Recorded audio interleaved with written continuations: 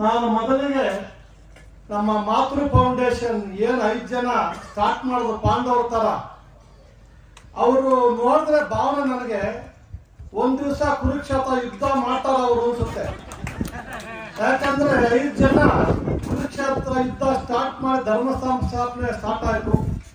ಹಾಗೆ ಅವರು ಬರೀ 5 ಜನ ಇವತ್ತು ಒಂದು 2-3 ಸಾವಿರ ಜನ ಸೇರಿಸಿದ್ದಾರೆ. ಅದು ನಿಮ್ಮ ಶಕ್ತಿ. ಆ ಮಾತೃ ಫೌಂಡೇಶನ್ ಒಂದು ಹೆಸರಿಟ್ಟಿದಾರಲ್ಲ, ಆ ತಾಯಿಯ ಶಕ್ತಿ. ನಮ್ಮ ತಾಯಿ ನಮ್ಮನ್ನು 9 ತಿಂಗಳು ಮಾತ್ರ ಇಟ್ಕೊಂಡು ಹೋಗ್ತಾಳೆ. ಆದರೆ ಈ ಭೂತಾಯಿ ಪ್ರಕೃತಿ, ನಮ್ಮ ತಾಯಿಗೂ ಈ ತಾಯಿಗೂ ಡಿಫ್ರೆನ್ಸ್ ಇಷ್ಟೇ.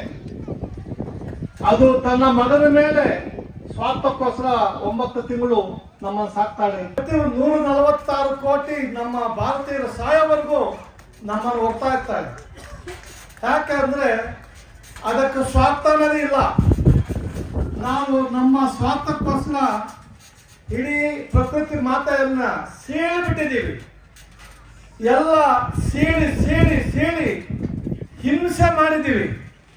ಆದರೂ ಸಹಿಸ್ಕೊಂಡಿದೆ. ಅದು ಭೂತಾಯಿಗಿರೋ ಒಂದು ಸಹನೆ. ಯಾವಾಗಲೂ ಹೇಳ್ತಾರೆ ಹೆಣ್ಣು ಮಗಳು ಅಂದ್ರೆ ಭೂತಾಯಿ ಅಂತ. ಭೂತಾಯಿಗಿರೋ ಸಹನೆ ಹೆಣ್ಮಕ್ಳಿಗೆ ಇರಬೇಕು ಅಂತ ಇದೆ. ಆ ಹೆಣ್ಣು ಮಗಳು ಸಹನೆ ಇಲ್ಲದೆ ಇದ್ದಿದ್ರೆ ಇಷ್ಟೊತ್ತಿಗೆ ನಾವ್ಯಾರು ಇಲ್ಲಿ ಬದುಕ ಕಷ್ಟ ಆಗ್ತಾ ಇತ್ತು. ಬಂದಿದ್ದ ಮಗನ ತಿವಿಚಿ ತಿವಿಚಿ ಬಿಸಾಕಿದ್ರೆ ಎಷ್ಟೋ ಜನ ಕರಪ್ಷನ್ ಕಮ್ಮಿ ಆಗ್ಬಿಡ್ತಾ ಇತ್ತು. ಎಲ್ಲ ಒಂದು ಕಡೆ ನಾವೆಲ್ಲರೂ ಒಂದು ಆತ್ಮ ವಿಮರ್ಶೆ ಮಾಡ್ಕೊಳ್ಳುವಂತ ಪರಿಸ್ಥಿತಿ ನಾವಲ್ಲಿದ್ದೀವಿ. ಬೆಳಗ್ಗೆ ನಾನು ನಿನ್ನೆ ಮೈಸೂರು ಹೋಗಿದ್ದೆ. ಬೆಳಗ್ಗೆ ಎದ್ದ ತಕ್ಷಣ ನಾನು ಸಾಹೇಬ್ರ ಹತ್ರ ಫೋನ್ ಮಾಡಿದೆ. ಸರ್, ಎಷ್ಟು ಚೆನ್ನಾಗಿದೆ ಸರ್ ಈ ವಾತಾವರಣ. ನೀವು ಲಕ್ಷಾಂತರ ದುಡ್ಡು ಕೊಟ್ಟರು ಇಲ್ಲಿ ವಾತಾವರಣ, ಇಲ್ಲಿ ನಾವು ನಿಂತಿರೋಕ್ಕಂಥ ಜಾಗ ಸಿಗೋದಿಲ್ಲ.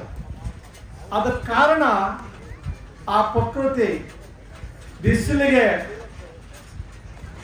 ಗಂಗು, ಜೊತೆಗೆ ನಮ್ಮ ಕಾಟ, ಮನುಷ್ಯರ ಕಾಟ ಸಹಿಸಿಕೊಂಡು ಇಷ್ಟು ದಟ್ಟವಾದ ಒಂದು ಪ್ರಕೃತಿ ನೋಡ್ತಾ ಇದ್ರೆ ನಮ್ಮ ರಾಜ್ಕುಮಾರ್ ಅವರು ಗಂಧದ ಗುಡಿ ಹಾಡು, ಆ ಹಾಡು ಬರುತ್ತೆ. ಎಂತ ಶ್ರೀಗಂಧ ಎಂತ ನಾಡು ಅಂತ ನಮಗೆ ನಮ್ಮ ಪೂರ್ವಿಕರು ಕೊಟ್ಟಿದ್ದಾರೆ.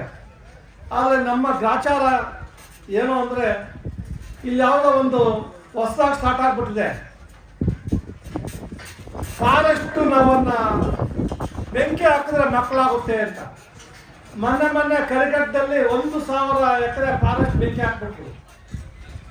ಮಕ್ಕಳಾಗಬೇಕು ಅಂದ್ರೆ ಫಾರೆಸ್ಟ್ ಬೆಳೆಸಬೇಕು ಸರ್. ಸುತ್ತ ಹಾಕಿದ್ರೆ ಮಕ್ಕಳು ಆಗೋದಿಲ್ಲ. ನೇಚರ್ ಇಲ್ಲ, ನೇಚರ್ ಇಲ್ಲ, ನೀವು ಉಳಿಯಲ್ಲ. ನಮ್ಮ ಜೊತೆಗೆ